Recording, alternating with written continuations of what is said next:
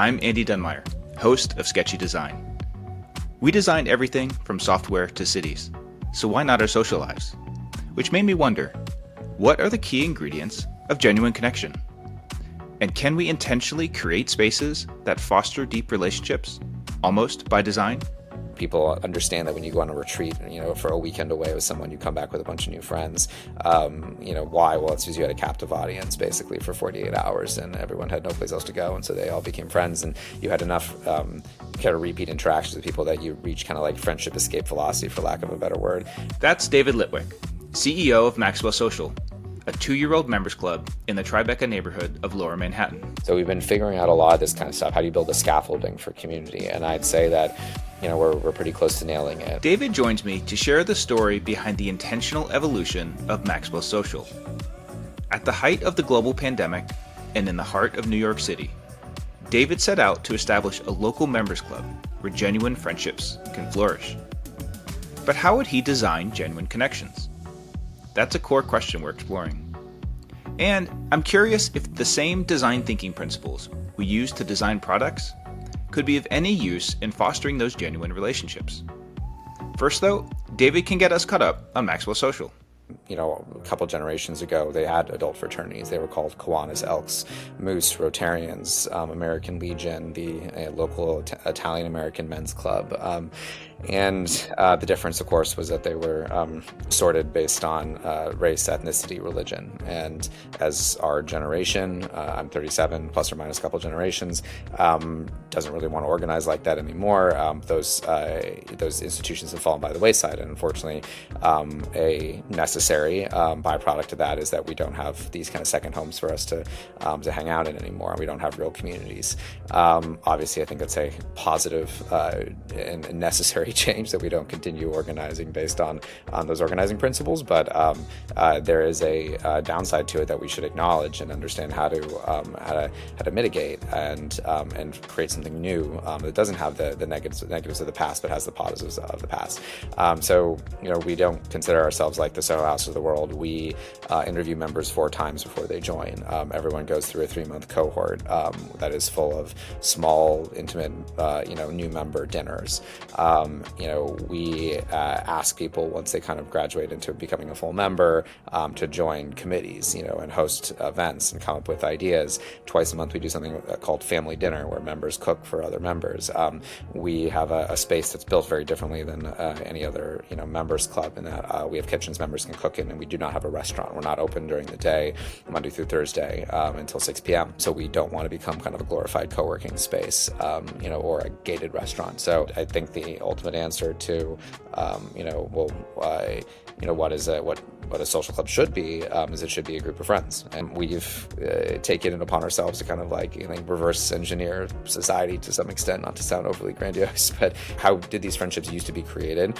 Well, it was, again, small college, community, or small, Greek life, or clubs, or a small town once you graduated in like a Friday Night Lights, level of regular interaction with people. No journey is a straight line, and Maxwell Social's path to today was paved with learning. Much of it, as it turns out, echoing the principles of design thinking. Through understanding needs, experimenting solutions, and adapting based on feedback, they discovered that clear boundaries could actually foster better relationships, while being systematic rather than just hoping for the best. We used to think that we could have more of a hybrid model, but we just realized people don't know boundaries, and I hate to say it, early experiments in honor code didn't quite work. So we have pretty strict delineations now, and learn what's that phrase? Good fences make good neighbors, or something like that, and kind of understanding here's where the line is, that's it, and being really clear about the communication. We pretty aggressively lean into this idea that we're building adult Greek life.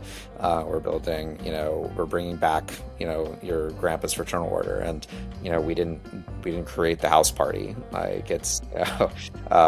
But I mean, you could argue that we're, one of the only places out there that's trying to do it systematically and programmatically, and as part of something you can actually sign up for, as opposed to something you really hope your rich friend with a big house throws a party and, invites some cool people, which is really what we're relegated to now. I think there was this idea at the beginning that, like, we were going to launch this club, everyone would join, and we would want to hang out with each other all the time, kind of a thing. And because of that, we built a lot of spaces that were built for 8 to 10 people hanging out. So like, couches and big chairs and poofs, and this kind of idea, like at a house party, how could you cram 15 to 20 people into this seating area? And what we quickly realized, the turning point was a friend of my girlfriend was sat her down at the club and tried to tell her that she was pregnant, and I think they were interrupted like 5 or 6 times because they were sitting at a big table, and we kind of jokingly called it was there. These are come and join me spaces. Like if you're sitting there, they almost signal that you're open to conversation, but they weren't open to conversation. They were trying to have a private conversation. And while we do generally have a predisposition to saying, like, this is a place where we want people to be social, that doesn't necessarily mean that's a place you want to be social with everyone. You could be wanting to have a 2-on-2 conversation. We basically started building way more 1-on-1 and 2-on-2 spots. We got a bunch more bistro tables, and we started laying out the spaces. We actually took away a few of the couches because we felt like it was too hard to create spaces with these big couches we had, started building a little bit more of a spot that would resemble what you'd be able to get at a restaurant. And we were extremely against this at the beginning. We were like, no banquettes, it can't be like a restaurant. We came to really we completely changed our opinion on banquettes, just because there's something very psychologically safe about being in a corner banquet and having your back protected. I think there's actually an evolutionary reason there.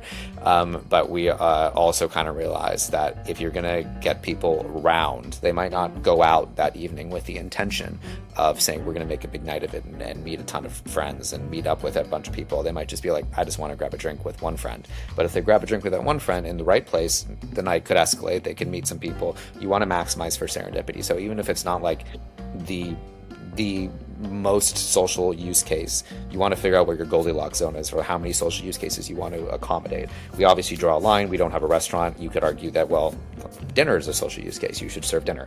And it is, but we had to draw our line somewhere. And it was moving it farther towards someplace where you can have intimate conversations, but not so far where it's like, here, like, we're going to have full kitchen service.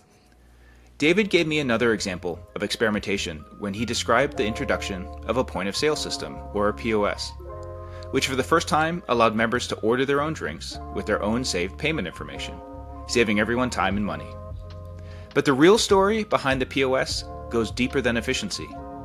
Having the system allowed the club to deposit credits into accounts, addressing a deeper observed problem. Say, of your $250 you pay every month, $50 is now free drink credit. And that was a realization that many members were only showing up when we threw an event or a party. And it was because we don't have a restaurant and we don't allow co-working Monday through Thursday, there wasn't a habit of using it for their own purposes. They weren't grabbing drinks with friends here. It was kind of like, I go to Maxwell when there's fun stuff, and when David tells me to, and when there's not, I don't go.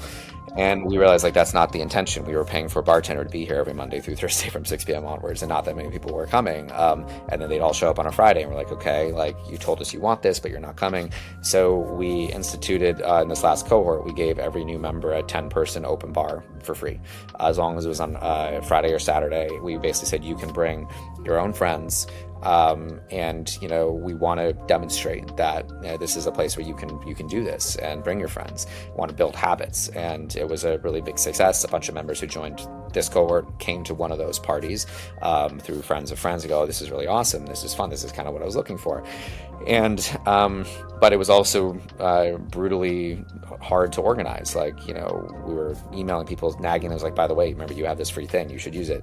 And we were just like, well, let's have a system to do that. Can we? And then how do we do that systematically for everyone? Can we say, hey, every single month that expires, you get a certain amount of reminders? So now so I announced this during our birthday party, and one of these girls who's been a member for about a year, he was in tech, kind of came up to me and joked, just like, you're A/B testing on humans. And I was like, yeah, we are. Like, we were doing something very experimental. And it took a lot of experiments, and there was some collateral damage to those experiments, which are members coming in going, yeah, that wasn't a great experience, and leaving. And sometimes I look back on those people like, oh, I really wish that if we had nailed that, would they still be here? And probably the answer for some of them is yes. Building upon some tough early learnings, the members' POS system clearly unlocks a lot of reciprocal value for the community. But as a club with growth aspirations, I was curious about the cohort system. How does Maxwell Social bridge newcomers into this established community, making them feel connected and welcome, authentically themselves? I think we're not reinventing the wheel. I think, like, if you look at any successful community institution, they all have some degree of onboarding, whether it's fraternities and sororities, it's called a pledge class. If it's you're going to business school, it's called a section. If you're joining some bigger organization, it might be called a fellowship, or basically we're doing the same thing, where we're saying, hey, look, we've got it's a big community, and here are the 40 people that we think, that are joining at the same time as you. And of those, we'll probably get along, hopefully you'll get along with all of them, but, you'll really get along with maybe 15 to 20 of them, and maybe 3 or 4 of them will be extremely good friends. And how do we smash them into enough, a situation such that they make those friendships? People understand that when you go on a retreat, for a weekend away with someone, you come back with a bunch of new friends. Why? Well, it's because you had a captive audience basically for 48 hours, and everyone had no place else to go, and so they all became friends, and you had enough kind of repeat interactions with people that you reach kind of like friendship escape velocity, for lack of a better word. We don't really get that in modern society anymore. You might meet someone cool at a house party. This happens all the time. I meet some guy on the soccer field, and we have a bunch of mutual friends, and we're like, oh, cool, yeah, you seem chill, and like we get along pretty well, and then chances are I never see him again. And it's the city, or I see him again in 6 months at some random other house party, and we exchange numbers and we try to get together, and it doesn't work out because so-and-so's got something else. And so you don't reach that escape velocity with friendships in normal life anymore. So regularity really matters, and we basically provide an on-ramp to kind of figure that out. Is it planned when we set up, we say, let's all cook dinner, and people start chopping zucchini, and tell them to go chop zucchini, right? But at what point did you set up the playing field such that you knew how the players would act? And it makes me sound like a very Machiavellian way of holding the strings or something here. But I think that people respond to the social situations and the cues that they have. You walk into a nightclub, you're not going to go introduce yourself and be like, hey, what are your feelings on today's politics? Okay, that's not the situation that begs that approach. I think the same thing is true here. We constructed our place. We had an early saying, kitchen islands, not bars. The general gist is that, we want to prioritize people behind the kitchen island working together, as opposed to a division of labor between in front of the bar and behind the bar. And, people in the end want an espresso martini or something. They don't want to prep themselves. So we do have bartenders as well. But it's, the spirit of that statement holds. And so this kind of feeling of walking into your friend's Shabbat dinner and everyone's cooking, and you can just go and help, and you ask if there's anything you can do, and you kind of know that because everyone's there, well, you don't feel awkward being like, hey, my name is David, who are you? And you meet someone new. That's the general vibe. I love that idea or vibe of a second home, where it's more about being together than going someplace, and where you can truly be yourself. But I'm really curious, does all this intentional effort to create that environment actually translate into genuine connections and a sense of real value for the members of Maxwell Social?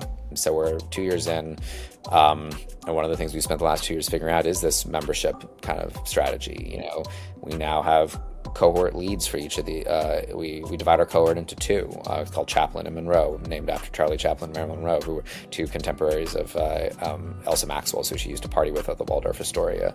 And we divide them, and they have cohort leads from the last cohort. And so how do you empower people to take some leadership without it evolving into, the worst of local community boards that I had experienced in New York, where you really don't want to, necessarily empower the wrong person. So we've been figuring out a lot of this kind of stuff. How do you build a scaffolding for community? And I'd say that, we're pretty close to nailing it. We see a, exponential jump in interest, and an exponential jump, importantly, in members referring other members. and so which means that there's a extremely high NPS score experience that's being developed, and that hasn't always been the case, bluntly. Our goal is to do that for the people we like. We kind of joke that our people are socially functional nerds, and it's people who are doing cool things in the world but still enjoy a conversation and like to party, but also enjoy a salon, etc. And so that's our type of people. But there's it's hard to say this, but there should be no hard feelings if they reject us or we reject them. That's kind of how it should be. Everyone should be trying to find their place in the world. So yes, it's clear. We can intentionally design spaces that foster genuine connection.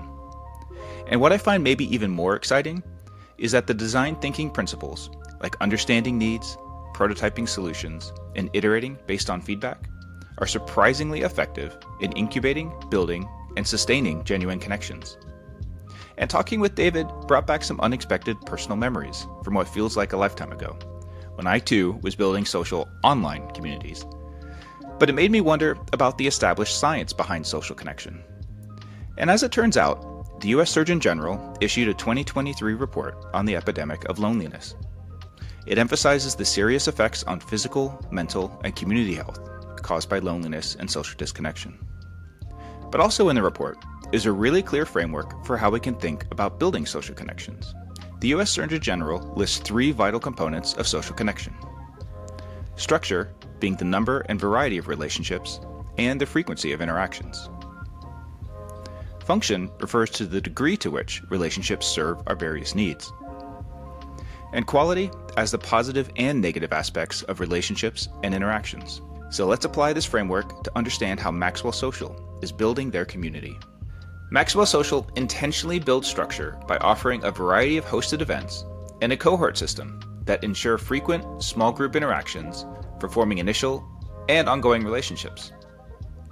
They've built a second home atmosphere, their Goldilocks zone, for authentic connections, designed to meet various social needs and build serendipitous interaction habits. And finally, Maxwell Social actively learns from member feedback, observations, and data, adapting their spaces and interactions to foster positive and engaging connections that ultimately strengthen the overall community. Well, there you have it.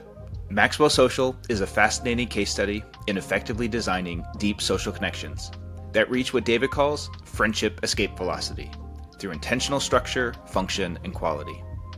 I hope you enjoyed this journey as much as I have. But before we wrap up, I was curious where David imagines Maxwell Social heading in the future. Now, we are looking at expansion, but we're looking, very strategically and slowly and deliberately.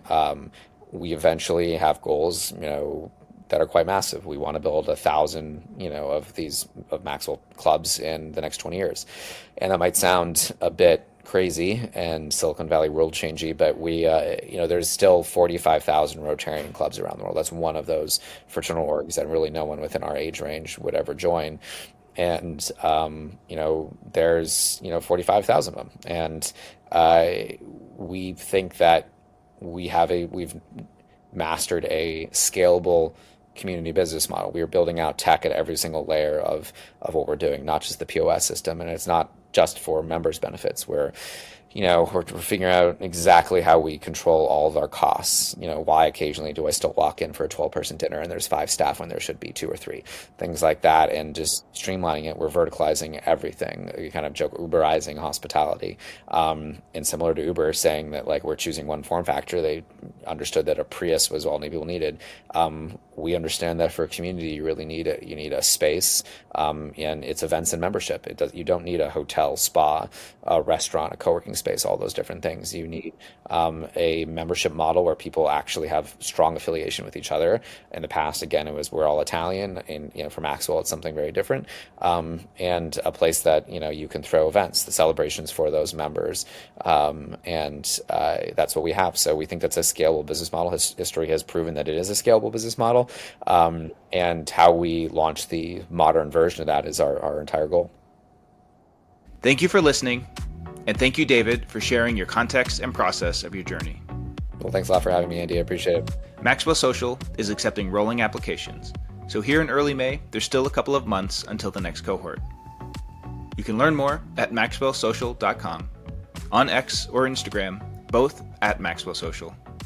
And please subscribe to Sketchy Design wherever you get your podcasts. If you've got a great story or know someone who does, please reach out. Just look for the podcast info on our website, sketchydesign.com. Stay curious.